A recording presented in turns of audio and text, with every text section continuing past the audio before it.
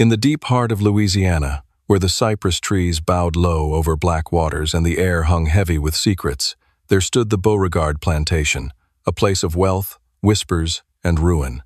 It was here, in 1842, that two sisters grew under the same roof, bound by blood but divided by everything else that made them women. Margaret Beauregard was the elder, composed, obedient, and shaped to fit the expectations of Southern society. She knew her duty: to marry well, smile when told, and keep her desires buried beneath lace and propriety. Clara, the younger, was the opposite: wild, willful, and unrestrained as the Louisiana wind.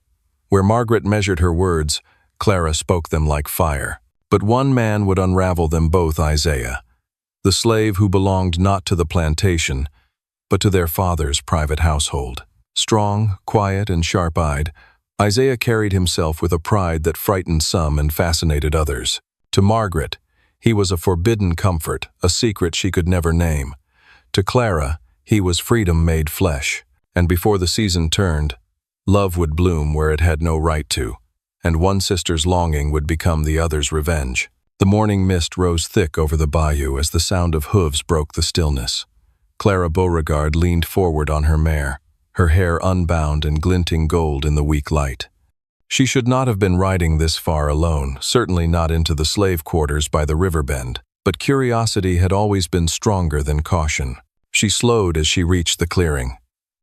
There, by the water, a man was cutting reeds with deliberate grace. His skin glistened under the early sun, his muscles moving with quiet rhythm. He did not look up at first, though he had surely heard her approach.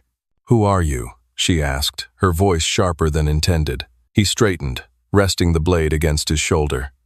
His eyes met hers, deep, calm, unreadable. "Isaiah." "Miss." Clara tilted her head. "You're not one of our men." "No, miss. Belonged to Mr. Armand. He lent me to help with the new irrigation trench." Armand Beauregard, her father. Clara looked him over again, her curiosity piqued. "You speak well," she said, "for someone who's supposed to dig ditches." Isaiah didn't flinch. "Words don't weigh much, miss, so they let me keep them." Something in his tone, not insolent, not submissive, caught her off guard. "Do you always talk like that?" "Only when someone's listening." Clara smiled before she could stop herself. No one in her world spoke to her like that. The overseers bowed, the suitors stammered. But this man, this slave, spoke with a steadiness that unsettled her. Before she could think of another question, a voice called from the hill. "Clara!" Margaret appeared, her riding habit immaculate, her posture perfect even atop her horse. "Father's looking for you," she said. Then her eyes shifted to Isaiah, and her expression faltered just for a heartbeat. "Who's this?" she asked. "Isaiah," Clara said quickly. "Father's new hand." "No." Margaret nodded curtly, her gaze lingering a moment longer than it should. "Then he'd best get back to work." Isaiah bowed slightly. "Yes, miss." The sisters turned their horses toward home, but Clara could feel her sister's silence pressing on her. Finally, Margaret spoke. "You shouldn't wander down here alone. It isn't proper." "Proper," Clara scoffed. "You sound like father." Margaret's tone softened. "Clara, this isn't about rules. There are things you don't understand about how this world works." "Oh, I understand perfectly," Clara said. "Men like father own the land. Men like him," she gestured back toward the river, "work it. And women like us are supposed to sit quietly and pretend it's right." Margaret's voice dropped. "Careful. Someone might hear you." Clara smirked. "Let them." That night, the storm came in from the Gulf, lashing the shutters and shaking the cypress trees. Clara couldn't sleep. The image of Isaiah by the river haunted her, the steadiness in his eyes, the quiet dignity in his voice. She rose from bed and went to the window. The lanterns in the quarters still burned faintly against the dark. Somewhere out there, he was awake too, working, waiting, living a life she could never imagine. Across the hall, Margaret sat by her own window, listening to the same storm. But her thoughts were heavier. She had seen something in Isaiah's gaze that unsettled her, not desire, but recognition. A knowing look, fleeting but deep, as if he could see through her carefully constructed calm. For years, Margaret had done everything her father expected. She'd been the model daughter, the quiet beauty admired by every visiting planter. But beneath the calm surface, there was something hollow, something that Isaiah's mere presence had stirred awake. In the darkness, two sisters dreamed of the same man. One dreamed of escape. The other dreamed of something she couldn't yet name. And neither knew that before the next harvest. One would stand over the other's grave.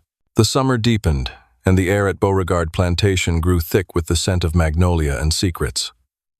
Each day the sun baked the cane fields until the horizon shimmered like glass. The world seemed timeless, the same voices, the same prayers, the same cruel order, yet beneath that stillness, something was shifting. Isaiah had become a quiet fixture on the grounds. He worked near the house now, repairing fences, cutting timber, tending to the gardens when the overseer allowed it. To most, he was invisible, just another shadow in the heat. But to the Beauregard sisters, he had become something else entirely. Clara watched him first. She'd take her embroidery out to the veranda, pretending to work while her eyes followed his movements. When he looked up, she pretended not to see him. Sometimes their gazes met anyway, and her chest would tighten, her pulse quicken. She began finding excuses to walk near the workyard to check the flower beds, to inspect the pump. It was reckless, but each stolen moment filled her with a thrill she couldn't explain. Margaret noticed. Of course she did. At dinner one evening, she caught her sister staring through the window again. Their father, Armand, droned on about the rising price of sugar, oblivious to the current running between his daughters. "Clara," Margaret said quietly when the meal was over, "you should stop wandering down by the fields." Clara raised an eyebrow. "And why is that?" Margaret hesitated. "Because people talk." Clara smirked. "Do they talk about you too, sister? I saw you by the well this morning. You were speaking with him." Margaret's spoon paused midway to her lips. "He was fetching water. I thanked him. That is all." Clara leaned closer, lowering her voice. "You looked at him the way a lady shouldn't." Margaret's composure faltered just slightly. "You should mind your tongue, Clara. You know nothing about what I feel." "Maybe not," Clara said, "but I know when someone's pretending." For the first time, Margaret had no reply. That night, the moon hung low over the bayou, painting the world in shades of silver. Isaiah was in the shed, sharpening tools when he heard the door creak open. Clara slipped inside, barefoot, her nightdress clinging to her in the humid air. "Miss Clara," he said, startled. "You shouldn't be here." "Why not?" she asked, stepping closer. "You afraid of being seen with me?" "I'm afraid for you," he said. "If your father knew—" "I don't care what he knows," she interrupted. "He doesn't own me." Isaiah looked at her, eyes steady. "He owns me, and anything I touch." For a moment, silence hung heavy between them. Then Clara reached out, fingers trembling, and brushed the back of his hand. He didn't pull away. The air between them cracked with something dangerous and real. "Do you hate me?" she asked softly. "No," Isaiah said, "but I don't know what to do with what you make me feel." She smiled faintly. "Then, let it happen." Outside, a storm gathered in the distance, rumbling low over the trees. They stood there in the dim light of the lantern, two worlds colliding in defiance of everything around them. When he finally leaned forward and kissed her, it was hesitant, not from fear, but from reverence. She melted against him, and for a moment, the walls between them fell away. But in the shadows beyond the shed, another figure watched, Margaret. She'd followed her sister out of suspicion or maybe instinct. What she saw rooted her to the ground. Clara's hands on Isaiah's shoulders, his lips on hers. The quiet desperation in both of them. Margaret turned away, heart pounding, the sound of rain beginning to fall like tears on the roof. The next day, the plantation moved as if nothing had changed, yet nothing felt the same. Clara hummed as she walked through the halls, her face glowing with a secret she refused to hide. Margaret avoided her, her usual calm replaced with a brittle silence. She went to the chapel at noon, seeking some peace. But even in prayer, Isaiah's face haunted her the way he looked at Clara, the way he had looked at her once. though she had convinced herself it meant nothing. When she left the chapel, she found him outside, mending a railing. Their eyes met. "Miss Margaret," he said, bowing slightly. "Isaiah," she replied. Then, after a pause, "Do you care for her?" He hesitated. "She's kind to me." "That's not what I asked." He looked down. "What I feel doesn't matter, miss. Nothing I want ever does." Margaret's throat tightened. "It should," she whispered. But he had already turned away. That night, she confronted Clara. "You think this will end well?" Margaret demanded, her voice sharp. "Do you think father will let you run wild with a slave?" Clara stood her ground. "You're jealous." "Jealous?" Margaret's laugh was bitter. "You've doomed him, Clara. When father finds out, and he will, Isaiah will hang. Do you understand that?"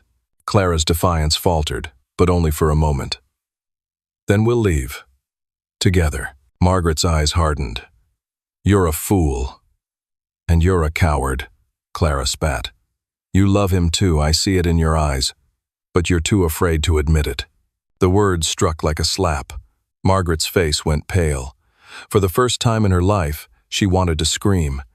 But instead, she turned away, her voice cold. "If you won't listen to reason, then I'll make you." When Clara reached for her, Margaret's hand lashed out, leaving a bright red mark across her cheek. The two sisters stared at each other, breathing hard, the line between love and hatred now drawn and bleeding. Outside, thunder rolled again, echoing the fury inside the house. By morning, Margaret was gone from her room. Servants said they saw her ride into town before dawn, cloak drawn tight against the rain. And when Clara awoke to find Isaiah waiting at the edge of the garden, ready to run away with her, neither of them knew that Margaret had already decided what she would do.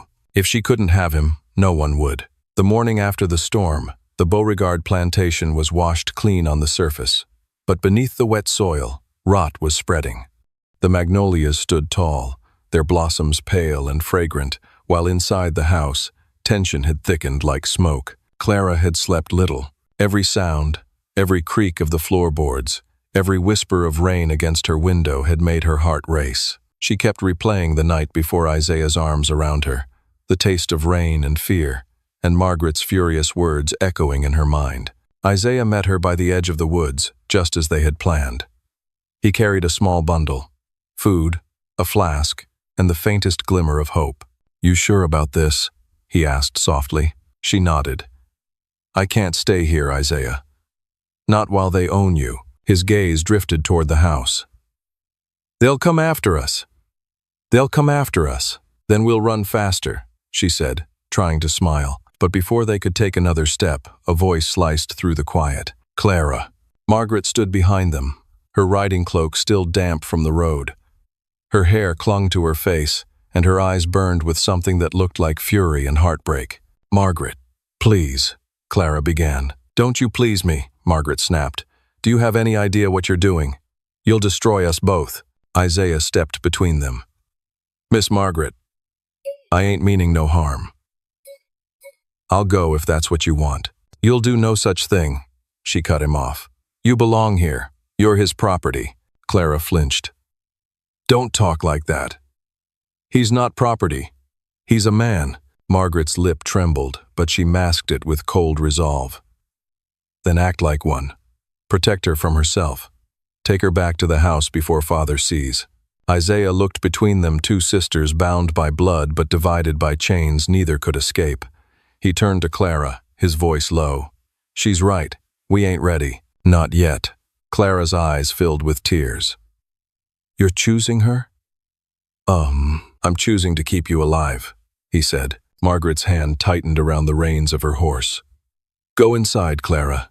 Now." Clara hesitated, trembling. Then she turned and fled toward the house, her sobs lost to the wind. Margaret watched her go, the anger draining from her face until only guilt remained.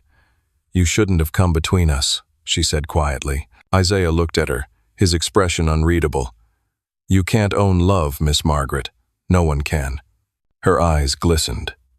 "Love?" she whispered, the word almost mocking. "Is that what this is? Do you even know what that means?"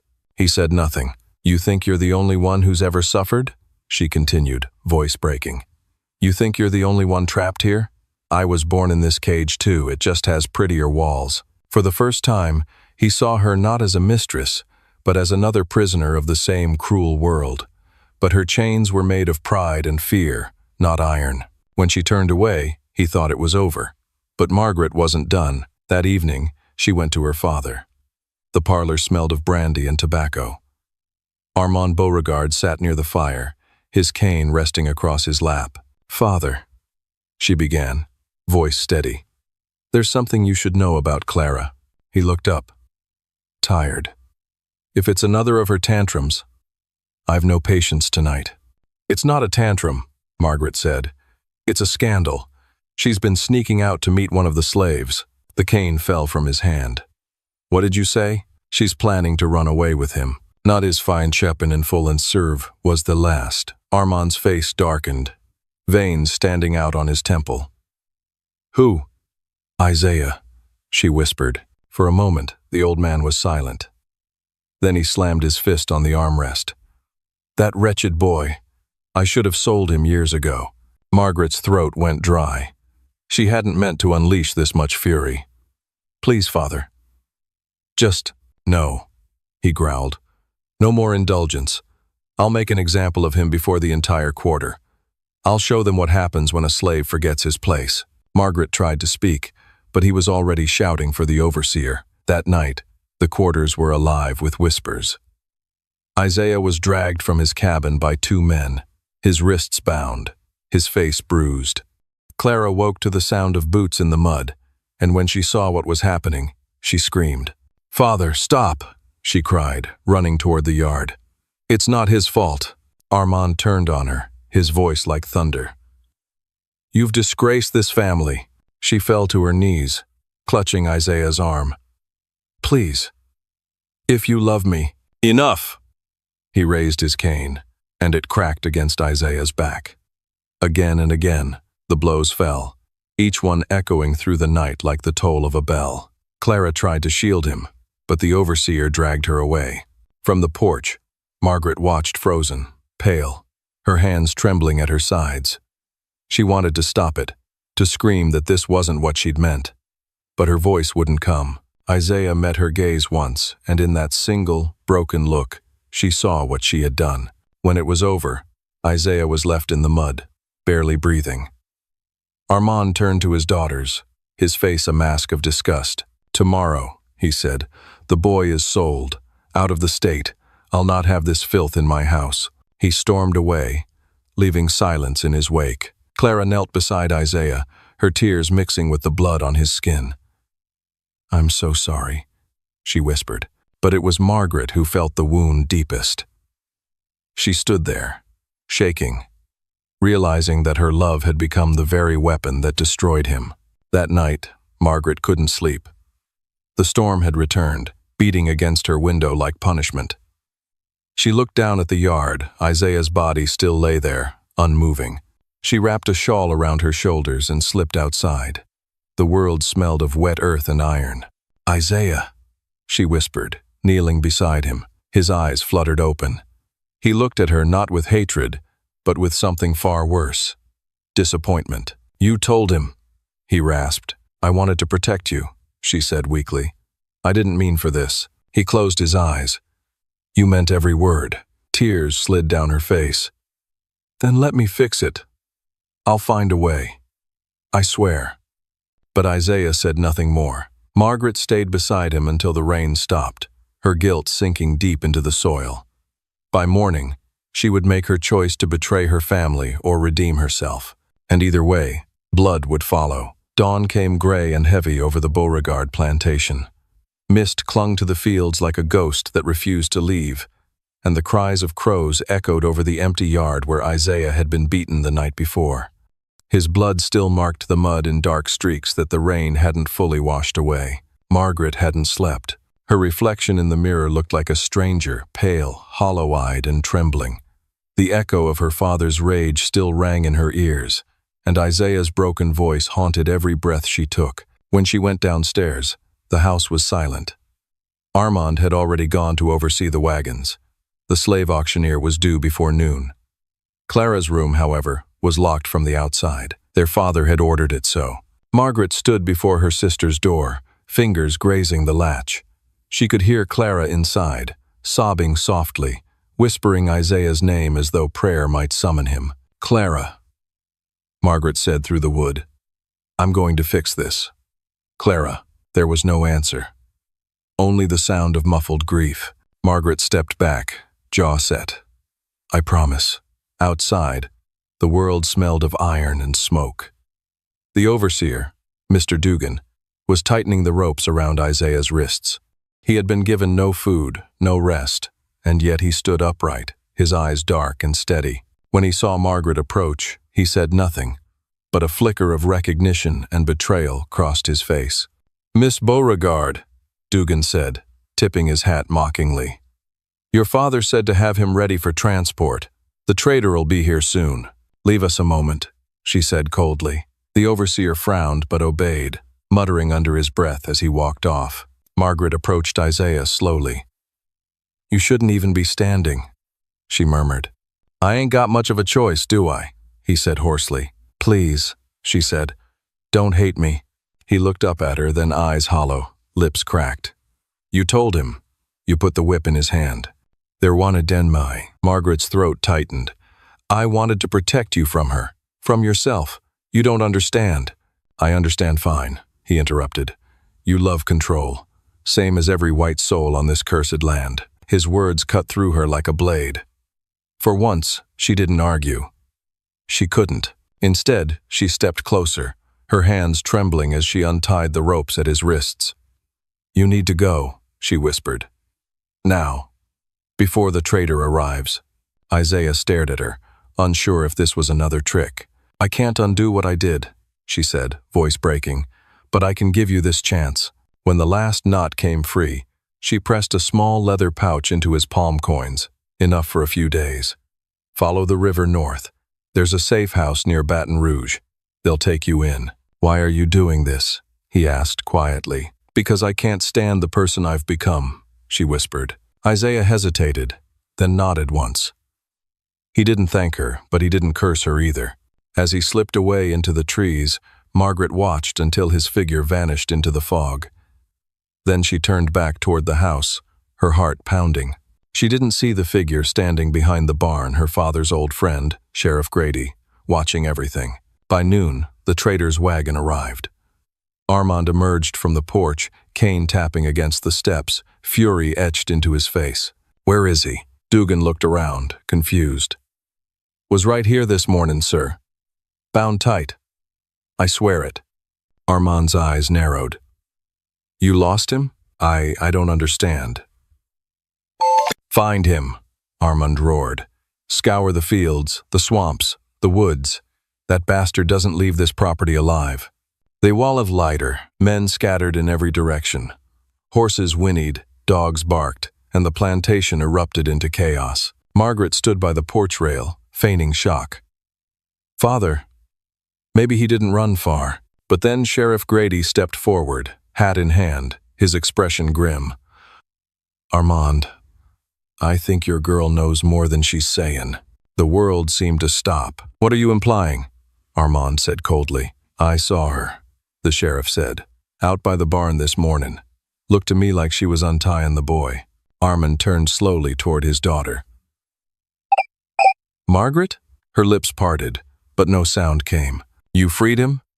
His voice was calm, terrifyingly calm. "I did what you wouldn't," she said, voice trembling but firm. "I ended the cruelty." Armand's hand struck her across the face, sending her sprawling to the dirt. "You shame your mother's name," he hissed. "Then so be it," she spat, blood on her lip. "Better shame than sin." Armand turned to the sheriff. "Bring her inside. Lock her with her sister. I'll deal with them both after I find that boy." By nightfall, the Beauregard house was under siege from within. Clara and Margaret sat in the same locked room for the first time in months. Clara's face was streaked with tears, Margaret's with bruises. "You let him go?" Clara whispered. "Yes," Margaret said softly. "Then he'll die," Clara sobbed. "Father will send every man he owns after him." "Maybe," Margaret said. staring out the window toward the distant woods. But maybe he'll make it. Maybe one of us still can. Clara looked at her sister with something like forgiveness. "You did love him," she said quietly. Margaret nodded, tears glinting in her eyes. Too much, and not enough. Below them, torches moved across the fields. A hunt had begun. Dogs howled, men shouted, and the swamp came alive with echoes of pursuit. Hours passed. Then, faintly, from somewhere in the distance, there was a gunshot. Clara covered her mouth to keep from screaming. Margaret didn't move. Her eyes closed, and she whispered, "Please, God, let it not be him." The sound faded into silence. Outside, the mist swallowed everything. By morning, no one spoke Isaiah's name. Armand returned with blood on his coat and fury in his eyes. He ordered the sisters kept apart, their meals delivered by servants who dared not look them in the face. But neither Clara nor Margaret would forget, because deep down neither believed Isaiah was truly gone. And in the coming days, they would learn that the swamp had secrets of its own. 3 nights after the gunshot, the plantation lay in uneasy silence. No one spoke of the runaway anymore, not the field hands, not the house servants, not even Armand Beauregard himself. But silence did not mean peace. The swamp beyond the sugar fields hummed with a strange, restless life, and at night, lights flickered along its edges like ghosts keeping watch. From her locked window, Clara could see them dim, wavering glows that danced between the cypress trees. At first, she thought they were lanterns from the search parties. Then she realized the voices carried differently, softer, older, like whispers rising from the water itself. Isaiah's whispers. She pressed her palm against the glass, tears threatening to spill. "You're still out there," she murmured. "I know you are." Down the hall, Margaret paced her room like a prisoner in her own mind. Sleep had abandoned her completely. Every time she closed her eyes, she saw Isaiah's face not as he was when he fled, but as she had last seen him in her dreams, standing knee-deep in swamp water, his chains glinting like moonlight, his eyes cold and unreadable. "You freed me," he would whisper in the dream, "but you didn't save me." The guilt was eating her alive. She had thought letting him go would wash her sins away. Instead, it bound her tighter than before. On the 4th night, Clara decided she couldn't stand it anymore. She waited until the house had gone still, then pried open the loose slat behind her bed. Margaret had shown it to her years ago, a childhood secret passage leading to the old pantry below. She slipped through in her nightgown, heart pounding, and crept through the kitchen, past the dying embers of the hearth. Outside, the air was thick with humidity, and the sounds of crickets swelled like a warning. She carried a single candle, its flame flickering as she crossed the fields and reached the line of cypress trees. The swamp loomed before her, vast, black, and breathing. "Isaiah?" she called softly. Only frogs answered. She took another step, her bare feet sinking into the mud. The smell of decay was strong enough to sting her eyes. But then, just as she was about to turn back, something glimmered near the water, a chain, half buried in reeds. Her breath caught. She knelt, reaching for it. And the moment her fingers touched the metal, a rush of cold swept through her body. She heard him, not with her ears, but deep inside her bones. "Clara," the voice said. She gasped and fell backward.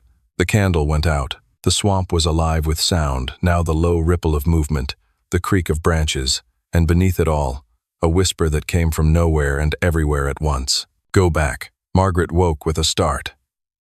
Something she didn't know what pulled her from bed into the window. Out in the distance, she saw it.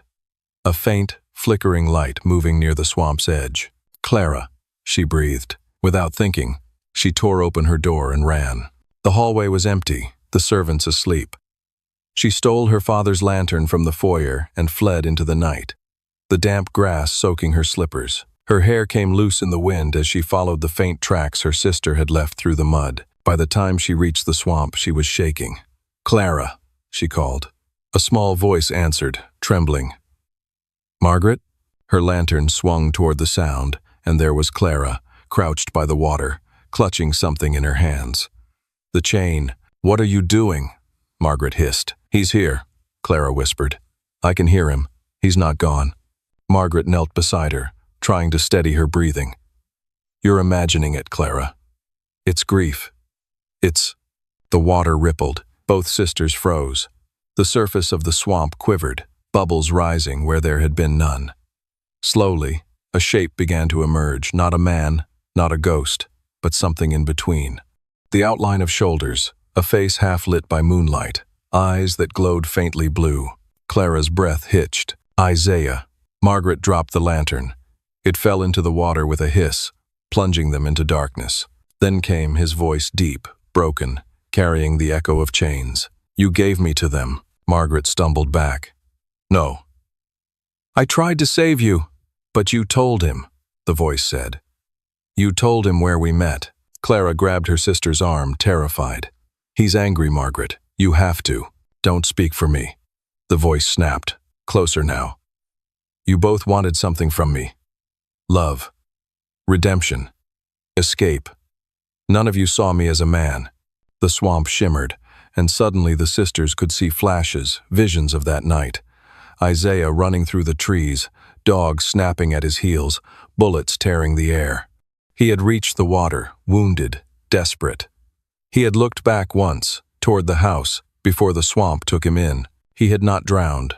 The swamp had kept him. Clara fell to her knees.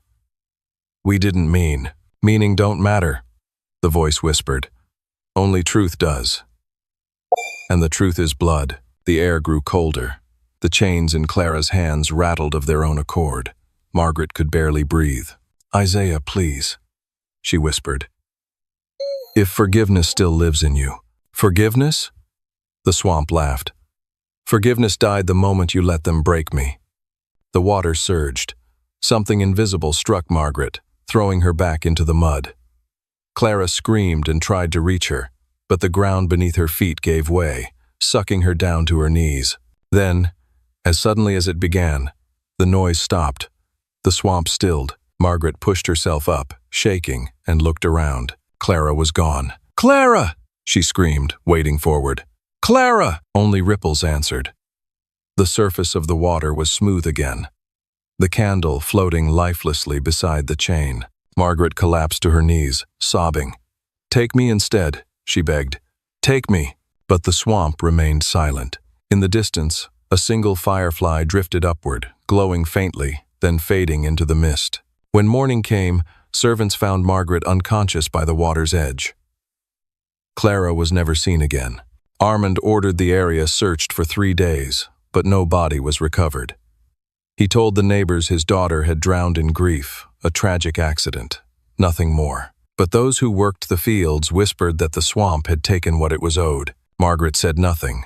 She never set foot near the water again. But sometimes, late at night, she would wake to the sound of chains dragging across the veranda, and a soft voice whispering her name. "Not done," it would say. "Not yet." And somewhere beyond the magnolias, the swamp would breathe, waiting for her to return.